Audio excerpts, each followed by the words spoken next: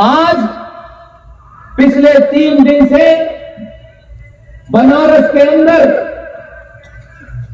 बाबा विश्वनाथ और बाबा विश्वनाथ के सामने जो 500 साल से नंदी बैठा था, वो नंदी उसकी आंखों में कभी हमने नहीं झांका। हम बनारस गए, बाबा विश्वनाथ को उठा करके इस्लामिक आतंकियों ने, बर्बरता के मानने वालों ने उस नंदी के सामने से बाबा विश्वनाथ को हटाकर कहीं और रख दिया और वहां एक इस्लामिक कचरे की मस्जिद बना दी। लेकिन आज यह आपका पुरुषार्थ है, आपकी जो खामोशी है, आप चुपचाप से यहां आते हैं, मंत्र लेते हैं, आपकी इस मौजूदगी को दिल्ली तक दर्ज हो इसलिए बोल रहा हूं। पता हो कि इस देश में हजारों लाखों लोग सो रहे हैं, तब इस जगह पर लाखों लोग जग करके राष्ट्र को बचाने की शपथ ले रहे हैं। आज जो घटना घटी है वो इतनी है कि बाबा विश्वनाथ और उनका नंदी जो 500 साल से उसकी आंखों में इस बात के आंसू थे कि मुझे मानने के लिए, मेरी पूजा करने के लिए देश से विदेश से, इस भारत के हर कोने से लोग वहां पर पूजा करने जाते थे और बाबा विश्वनाथ कहीं और उनका नंदी कहीं और होता। उस नंदी की आंखों के आंसू किसी ने नहीं देखे, लेकिन मैं जब भी जाता था, मैं नंदी के सामने 15 मिनट खड़े होकर के शर्मिंदा होता था, मन ही मन माफी मांगता था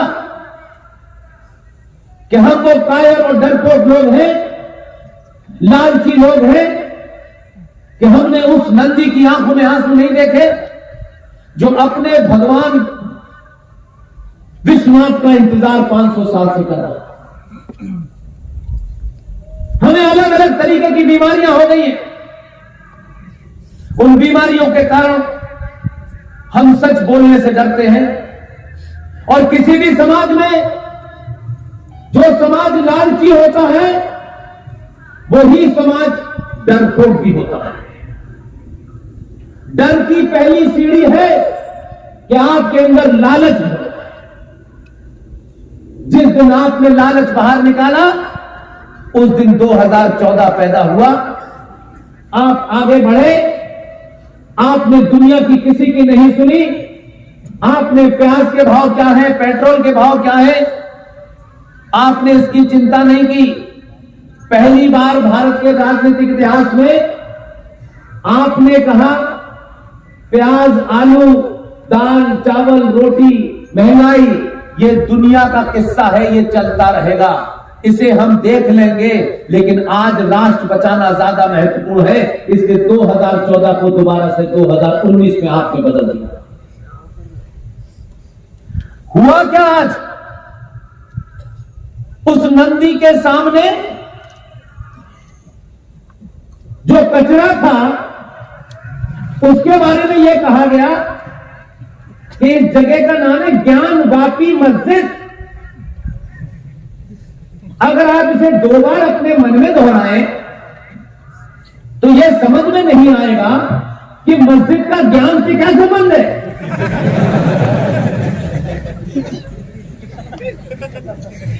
दुनिया में जितने भी राष्ट्र हुए हैं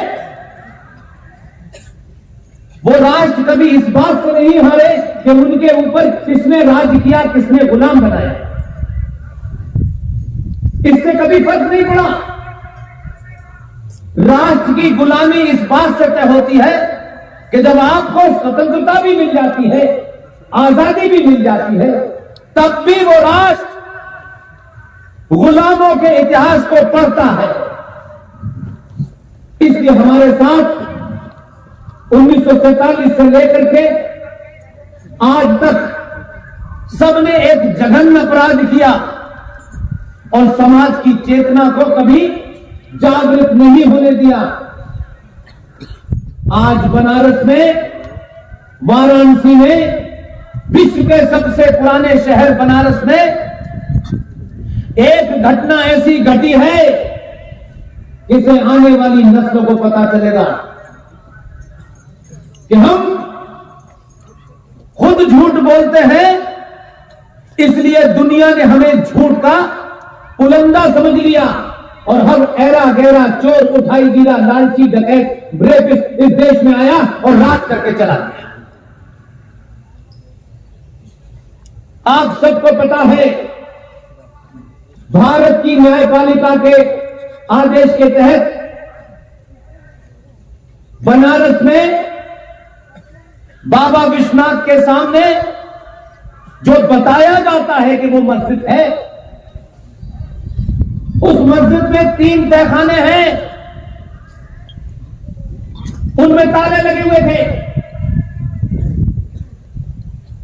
कोर्ट ने यह आदेश दिया कि उन तहखानों को खोला जाए और उसमें क्या है इसकी वीडियोग्राफी की जाए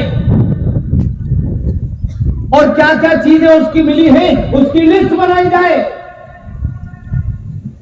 यह कोर्ट का आदेश था, किसी पार्टी का आदेश नहीं था। कोर्ट भारत की संविधान चलाती है, सरकार नहीं चलाती, सरकार का दखल नहीं होता उसमें। लेकिन उसके बावजूद भी कुछ लोगों का पाखंड और पोल खुलने वाली थी, तो उन्होंने कहा हम भीड़ से डरा देंगे। भीड़ इकट्ठी हो गई, उन्होंने कहा साहब हम नहीं होने देंगे। लेकिन जिसे आपने, आपके गुरुजी ने दिल्ली में बैठाया है, उसको पता है कब कब क्या करना है। उसने कुछ बोला नहीं, दखल नहीं दिया उसने। लोग उसकी चुप्पी के मतलब भी समझते हैं, ये बड़ी बात। कोर्ट ने कहा अच्छा भीड़ से डरा रहे हो, आदेश किया कि कल डिस्ट्रिक्ट मजिस्ट्रेट, सीआरपी ये सब होगी और किसी ने भी रोकने की, दंगा भड़काने की, शहर में तनाव पैदा करने की कोशिश की तो सख्ती से निपटा जाएगा। इतना कहने के बाद जो डरा रहे थे वो आए नहीं। और उसका रिजल्ट क्या हुआ? ये सब कुछ कोर्ट की देखरेख में चल रहा है, किसी पार्टी संगठन के कहने से नहीं चल रहा है।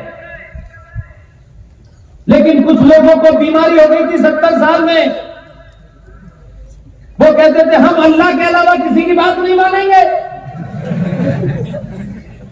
बार बार कहते थे, हम भी कहते हैं भाई अल्लाह की भी मानो, हमने मना नहीं किया। लेकिन ये देश अल्लाह नहीं चला रहा है, कानून व्यवस्था चलाती है। पुलिस का अपनी ड्यूटी है, न्यायपालिका का अपना काम है, सेना का अपना काम है। लेकिन यह नहीं हो सकता कि तुम पुलिस को काम न करने दो, क्योंकि उन्हें भी डराओगे। ये शरीफ लोग हैं, यहां आपके बीच में पुलिस वाले भी अगर होंगे, अगर मेरी आवाज उन तक जा रही है तो आप सबसे कहता हूं एक प्रण लीजिए, इसलिए कि 90% इस देश की जो पुलिस की वर्दी है, उस वर्दी के पीछे भी हमारे जैसा एक सनातनी है।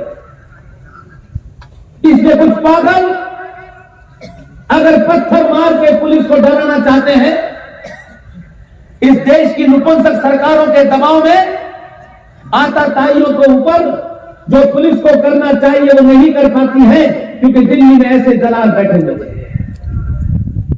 पुलिस वही है, वर्दी वही है, निजाम बदल गया है, सिर्फ इतना ही हुआ और कुछ नहीं हुआ है।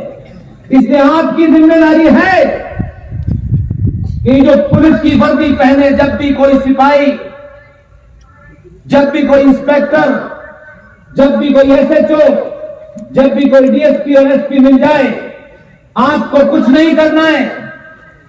उस चलते हुए एसएसपी डीएसपी से उनको सलाम करना है, उनको सलूट मारना है, उनसे राम राम करनी है, ताकि उन्हें ये बोध हो कि अगर पागल किसी कोने से निकलकर जुमे के बाद आए और पत्थर मारे तो आप इनके लिए कवच बनिए, आप इनके लिए कवच बनिए।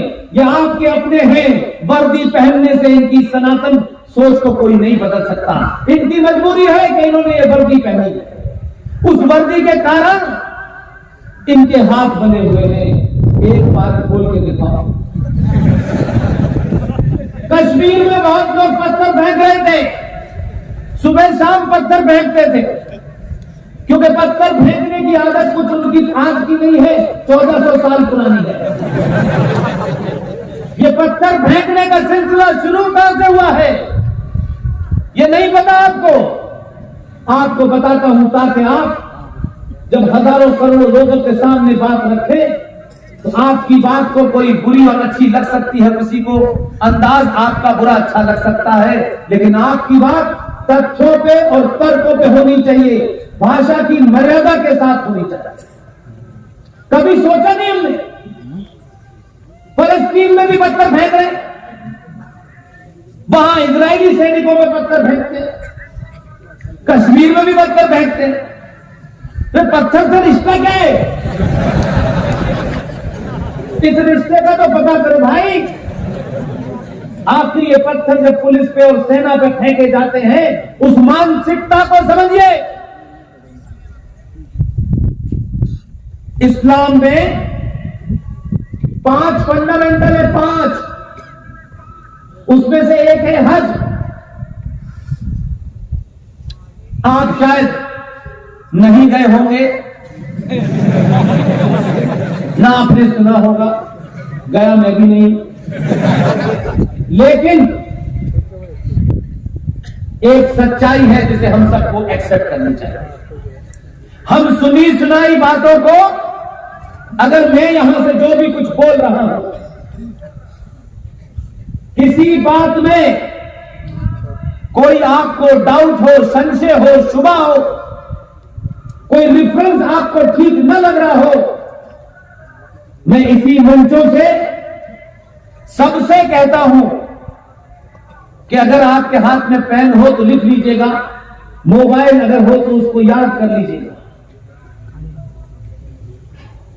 अगर कोई बात आपके मन में है कि मन से आए थे, बोल के चले गए, लेकिन फला बात तो बिल्कुल झूठ बोली है, इसका तो कहीं कोई रेफरेंस ही नहीं है, कोई इसका तर्क ही नहीं है, लेकिन बोल के चले गए, मैं उन लोगों में से नहीं हूं। मुझे वोट नहीं लेना किसी का, न वोट मांगना है, न किसी संगठन से जाकर के चाटुकारिता करनी है। अगर मेरे मूल में कुछ है, न सत्ता है, न व्यवस्था है, न पार्टी है, न संगठन है, मेरे मूल में सिर्फ एक ही चीज है जिसे मैं राष्ट्र कहता हूं। इसके अलावा कुछ नहीं है। सब नाराज हो जाए, राष्ट्र नाराज नहीं होना चाहिए।